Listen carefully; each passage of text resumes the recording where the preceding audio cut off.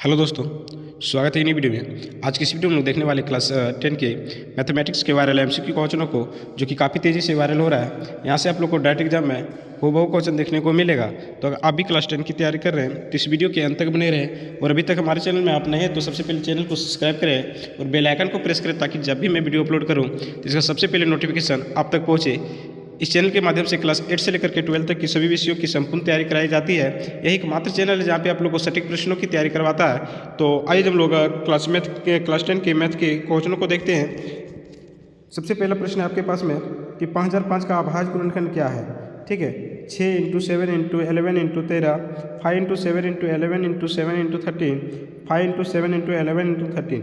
ठीक है, तो इसको हम लोग अभाज्य गुणनखंड के रूप में कर लेंगे, या तो फिर हम लोग इकाई अंक के द्वारा इसको बनाने का प्रयास करेंगे। देखिए, इसको इकाई अंक किसके आएगा, 3 × 3 3 7 6 42 2 2 6, यानी इसमें इकाई अंक 5 नहीं आ रहा, ये नहीं होगा। इसको चेक करते, 3 × 3 3 7 21, यानी 1 1 5 5, मतलब इसका करेक्ट आंसर हो जाएगा ऑप्शन नंबर सी, 5 × 7 × 11 × 13।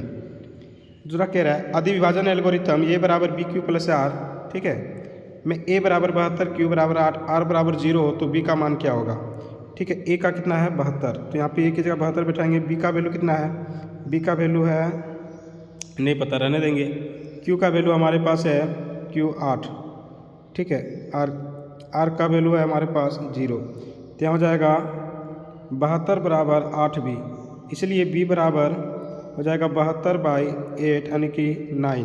ठीक है, तो यहाँ पे करेक्ट आंसर हो जाएगा option number C, 9। Question number 3 कह रहा है 3√2 एक संख्या है। देखिए, 3√2 क्या है, एक अपरिमेय संख्या हो जाएगा। ठीक है, यहाँ पे आपका करेक्ट आंसर हो जाएगा ऑप्शन नंबर बी, अपरिमेय संख्या। ठीक है, देखिए यहाँ पे 3 क्या है, परिमेय, √2 क्या है, अपरिमेय। तो परिमेय इंटू अपरिमेय इक्वल टू हो जाता है अपरिमेय। ठीक है, इसलिए 3√2 क्या हो जाएगा, एक अपरिमेय संख्या हो जाएगा। नेक्स्ट है 35/50 का दशमलव प्रसार कैसा है। देखिए, 50 को सबसे पहले हम अभाज्य गुणनखंड कीजिए, तो 50 का हम लोग कर सकते हैं, तो हो जाएगा 2 इंटू, देखिए 50 को कर लेते हैं 2 25 फिर 5 फिर 5, यानी कि 2 × 5 × 5। ठीक है, तो यहाँ पे 2n × 5n के रूप में टूट रहा है, इसलिए इसका दशमलव प्रसार शांत होगा। ठीक है, अगला कह रहा है कि px का ग्राफ दिया गया है, बहुपद px के शून्यकों की संख्याएं ज्ञात करें। देखिए, यहाँ पे x को कितने बार डिवाइड कर रहा है, यानी काट रहा है।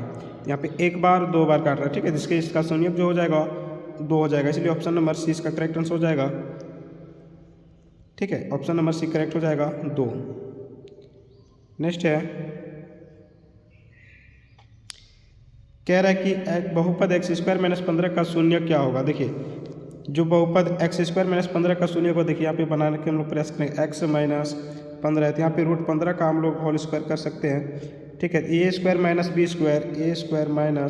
b² बराबर होता है a + b × a - b। तो यहाँ पे एक हो जाएगा x + √15 और दूसरा हो जाएगा x - √15। ठीक है, तो हो जाएगा x + √15 = 0, दूसरा हो जाएगा x - √15 = 0, इसलिए x बराबर हो जाएगा -√15, यहाँ पे हो जाएगा x बराबर +√15, यानी कि माइनस और प्लस में हो जाएगा। ठीक है, जो कि ऑप्शन नंबर सी में दिया हुआ है। नेक्स्ट है यदि बहुपद x² - 2x - 8 के शून्यक a और b हो, तो a और b यानी कि अल्फा प्लस बीटा का मान, अल्फा प्लस बीटा का मान क्या होता है, तो -b/a होता है। ठीक है, तो -b का वैल्यू कितना है, -2, और a का वैल्यू कितना है 1, तो यहाँ पे -b/a, तो माइनस और b का वैल्यू माइनस में था, माइनस प्लस हो जाएगा, और a का वैल्यू 1 है, तो यहाँ पे +2 हो जाएगा, ऑप्शन नंबर सी करेक्ट हो जाएगा। अगला कह रहा है जब 2 चर वाले रैखिक समीकरण का आलेख प्रतिच्छेद रेखा होती है तो उनके हल होते हैं। देखिए, प्रतिच्छेद करती हुई रेखा होता है, उसका 2 आद्वितीय हल होते हैं, तो यहाँ इसका 2 हल हो जाएगा, ऑप्शन नंबर बी करेक्ट हो जाएगा। कह रहे समीकरण a1x + b1y + c1 = 0 and a2x + b2y + c2 = 0 का अनंत हल कल होगा। देखिए, अनंत हल तब होता है जब a1/a2 = b1/b2 = c1/c2 होता है। तो यहाँ पे आपका करेक्ट आंसर हो जाएगा ऑप्शन नंबर सी, a1/a2 = b1/b2 = c1/c2। नेक्स्ट है कह रहे रैखिक समीकरण 2x + y = 5 and 3x + 2y = 8 का हल है। इसको हम लोग ऑप्शन से बनाने का प्रयास करेंगे। देखिए यहाँ पे सबसे पहले x का वैल्यू 2 दिया, y का -1 दिया, पुट करके देखेंगे तो यहाँ पे हो जाएगा 2 दूना 4 -1 तो 5 नहीं आ रहा यानी कि 3 आ रहा, मतलब ये नहीं होगा। इसमें देख रहे हैं x बराबर -2 तो -2 हो जाएगा -4, ठीक है। y का वैल्यू है आपके पास 1 तो -4 + 1, ये भी नहीं होगा। अगला पूछ रहा है x बराबर 2, x का 2 दूना 4, y का 1 5, ठीक है। करेक्ट आंसर हो जाएगा ऑप्शन नंबर सी, x बराबर 2, y बराबर 1। चूँकि x का वैल्यू 2 रखेंगे तो यहाँ 2 दूना 4, y का वैल्यू 1 है तो 5, ठीक है। तो यहाँ पे करेक्ट आंसर हो जाएगा ऑप्शन नंबर सी। अगला है समीकरण 4x + py + 8 = 0 and 2x + 2y + 2 = 0 के अद्वितीय हल होने के लिए p का मान क्या होगा, ठीक है।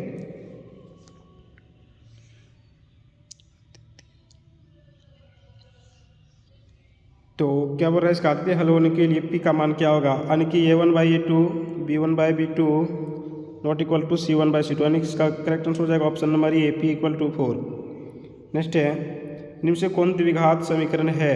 निम्न से कौन द्विघात समीकरण है। देखिए द्विघात समीकरण का सूत्र क्या होता है, ax² + bx + c = 0। अब जिसको हल करने पर इस रूप में आ जाएगा वही इसका द्विघात समीकरण होगा, ठीक है। यहाँ पे हो जाएगा x + 1 का होल स्क्वायर यानी कि x² + 2x + 1 बराबर 2x - 3, यानी ऑप्शन नंबर 1 करेक्ट हो जाएगा, ठीक है। कह रहे द्विघात समीकरण 2x² + 7x + 6 का विविक्तर क्या होगा, यानी कि d का मान क्या होगा। d बराबर क्या होता है कि b² - 4ac, तो b का वैल्यू कितना है 7 7 हो जाएगा 49, 4ac a और c का वैल्यू 6, ठीक है। तो हो जाएगा 49, 4 दूना 8, 8 सके 48, यानी कि 1। यहाँ पे इसका विविक्तर का मान जो हो जाएगा ऑप्शन नंबर सी करेक्ट हो जाएगा ये। नेक्स्ट कह रहा है अदि द्विघात समीकरण x² - px + 4 का बराबर 0 के मूल बराबर हो तो p का मान क्या होगा। देखिए मूल बराबर कब होता है, जब d का मान 0 के बराबर होता है, यानी b² - 4ac = 0, ठीक है। तो यहाँ पे b², तो b की जगह पे हम लोग क्या लेंगे, मान के ऑप्शन से बनाने का प्रयास करेंगे। तो यहाँ पे 3 का कर लेते हैं तो 3 3 9 -4a, ठीक है। a का वैल्यू है 1, c का वैल्यू है 4, तो 3 3 9 -4 चुके 16, 0 नहीं आ रहा, मतलब ये नहीं होगा। दूसरे ऑप्शन से बैठाने का प्रयास करेंगे इससे, तो जाएगा 4 b का होल स्क्वायर यानी कि 4 का होल स्क्वायर -4ac, 4a का वैल्यू 1, c का वैल्यू 4, तो 4 चुके 16 -16, बिल्कुल करेक्ट आंसर हो जाएगा आपका ऑप्शन नंबर बी +-4। कह द्विघात समीकरण x² + 5x - c का घात क्या होगा, ठीक है। इसका घात क्या होगा, यहाँ पे देखिए अधिकतम घात कितना है चर का 2, तो यहाँ पे करेक्ट आंसर हो जाएगा ऑप्शन नंबर सी 2। नेक्स्ट कह रहा है AP 0.6 1.7 2.8 एंड 3.9 का सारवंतर क्या होगा, यानी कि d क्या होगा। तो d बराबर होता है A2 - A1, यानी कि यहाँ पे 1.7 - 0.6, यहाँ पे हो जाएगा 1.1, इसका करेक्ट आंसर हो जाएगा। कह रहा है AP 10 7 4 का 30वां पद क्या होगा। देखिए हमारे पास a बराबर प्रथम पद जो है 10 है, d बराबर है 7 में से 10 घटाइए तो -3 हो जाएगा, इसलिए 30वां पद यानी कि ये 30 पूछ रहा है। तो ये 30 बराबर हो जाएगा a + 29d, तो a का वैल्यू हमारे पास 10 है +29 × -3, तो यहाँ हो जाएगा 10 - 87, यानी कि -77, इसका करेक्ट आंसर हो जाएगा ऑप्शन नंबर सी। अगला कह रहा है 2 7 12 और 10 पदों का योग क्या होगा, ठीक है। 2 7 12 10 पदों का योग क्या होगा, यानी कि S10 निकालना है, ठीक है। तो S10 बराबर होता है n/2 2a n - 1 × d, ठीक है। इसे हम लोग बनाने का प्रयास कर रहे हैं। तो 10/2 2a, यहाँ पे हो जाएगा 2 दूना 4 n - 1 n माने कि 10 है, 10 में 1 जाएगा 9, d का वैल्यू कितना है तो 7, तो में से 2 5, तो यहाँ हो जाएगा 5 प्लस 5 9 45 4 49, ठीक है। तो 49 5 9 45 के 5 7 बाकी 4 5 चौक 20 4 4 24, यहाँ पे हो जाएगा 245। Correct answer option number C. क्या सभी वर्ग होते हैं, देखिए सभी वर्ग जो है वो समरूप होते हैं, ठीक है। तो यहाँ पे करेक्ट आंसर हो जाएगा ऑप्शन नंबर ए, समरूप होते हैं। अगला कह रहा है ट्रायंगल ए बी सी में डी एवं ई क्रमशः ए बी और ए सी पर 2 बिंदु है, डी समांतर बी सी है, यदि ए डी अनुपात डी बी 2:3 है तो ए ई और ए ई बराबर 1.6 है तो ए सी का मान क्या होगा। देखिए एक त्रिभुज है, ठीक है। तो कह रहा है ट्रायंगल ए बी सी में, ए बी सी में डी और ई क्रमशः ए बी और ए सी का मध्य बिंदु है, ठीक है। तथा डी जो है ए जो है इसके समानांतर है, ए डी अनुपात डी बी, यानी ए डी जो है वो 2 है और ये कितना है 3 है, ठीक है। ये ई जो है 1.6 है। आप लोग थेल्सपर में से पढ़े होंगे, ठीक है। अगर एक भुजा के समांतर अगर दूसरी भुजा खींची जाए तो ये जो n भुजाएं होंगे अनुपातिक होते हैं, ठीक है। यहाँ पे हो जाएगा 2/3 बराबर हो जाएगा 1.6 बाई, इसको हम लोग x मान लेंगे, ठीक है। यानी कि हो जाएगा 2x बराबर 1.6 इंटू 3, इसलिए x बराबर हो जाएगा 1.6 इंटू 3/2, ठीक है। तो यहाँ हो जाएगा 0.8 इंटू 3, 8 के 24 2.4। तो करेक्ट आंसर हो जाएगा ऑप्शन नंबर सी 2.4। कह रहा है ट्रायंगल ए बी सी समरूप है ट्रायंगल डी एफ और बी सी अनुपात ई एफ बराबर 3:5 है। तो area of triangle A B C बटे area of triangle D E F बराबर क्या होगा, ठीक है। यानी पूछ रहा है area of triangle A B C divided by area of D E F, इसका रेशियो तो हो जाएगा 3/5 का होल स्क्वायर, तो हो जाएगा 3 3 9/25, यानी कि 9:25। इसका करेक्ट आंसर हो जाएगा ऑप्शन नंबर डी।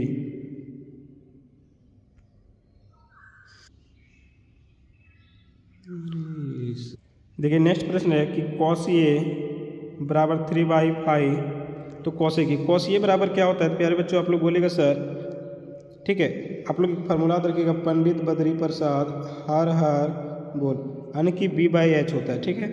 तो B का वैल्यू कितना है 3, H का वैल्यू कितना है 5, ठीक है। तो समकोण त्रिभुज में आप लोग जानते हैं कि एक P भी जरूरत होता है, ठीक है। P बराबर क्या हो जाएगा, अगर 3 4 5 होता है, ट्रिपल आप लोग याद रखिएगा। अगर B बराबर 3 है, H बराबर 5 है तो P बराबर हो जाएगा 4। तो कोसेक के बराबर क्या होता है, कोसेक जो है वो साइन का उल्टा होता है। साइन का क्या होता है P/H, जिसका हो जाएगा H/P, यानी H का वैल्यू कितना है 5 और P का वैल्यू कितना है आपके पास, तो P का वैल्यू है 4, यानी कि 5/4। इसका करेक्ट आंसर हो जाएगा ऑप्शन नंबर 2। नेक्स्ट कह रहा है कि 2 sin ए बराबर √3, तो ये का मान क्या होगा। देखिए 2 sin ए, तो यहाँ हो जाएगा sin ए बराबर √3/2। तो √3/2 जो होता है किसका वैल्यू होता है, तो sin 60 का होता है, ठीक है। तो यहाँ पे करेक्ट आंसर हो जाएगा ऑप्शन नंबर सी। नेक्स्ट कह रहा है cot 90 - ए बराबर क्या होता है। देखिए cot 90 - थीटा बराबर होता है tan थीटा, ठीक है। यानी कि tan ये हो जाएगा इसका correct answer option number C. Next प्रश्न है sin square A plus cos square A का मान क्या होता है। देखिए sin square theta plus cos square theta बराबर 1 होता है। तो यहाँ पे करेक्ट आंसर हो जाएगा आपका ऑप्शन नंबर बी 1। नेक्स्ट कह रहा है एक मीनार के शीर्ष का उन्नयन कोण उसके पाद से 15 मीटर की दूरी पर है, 60 डिग्री है, तो मीनार की ऊंचाई क्या होगा। देखिए इसको हम लोग फिगर बनाएंगे। मान के लिए ये मीनार है ABC, ये भी जो है ये मीनार है, ठीक है। इसकी दूरी 5 सेंटीमीटर यहाँ पे कोण है। तो आप देखिए हम लोग को संबंध किस में दिखाना है, तो इसको P कहते हैं, इसको B कहते हैं, यानी P और B में दिखाना है। P और B किसको लेने से हो जाएगा, तो tan थीटा, थीटा का वैल्यू कितना है 60 बराबर हो जाएगा AB/BC। तो हो जाएगा tan 60 का वैल्यू होता है √3। AB का वैल्यू कितना है, तो AB का वैल्यू नहीं पता है, BC का वैल्यू हमारे पास है 15। तो एक देके बाई क्रॉस कर देंगे, यानी कि AB बराबर हो जाएगा 15√3। 15√3, जो कि ऑप्शन नंबर बी में दिया हुआ है। तो करेक्ट आंसर हो जाएगा ऑप्शन नंबर बी। कह रहे किसी वृत्त पर बाह्य बिंदु से खींची गई स्पर्श रेखाओं की संख्या कितनी होती है। ठीक है, तो इसका करेक्ट आंसर हो जाएगा 2। ठीक है, तो ये कुल 30 MCQ क्वेश्चन था, जो कि एग्ज़ाम के लिए काफ़ी महत्वपूर्ण है।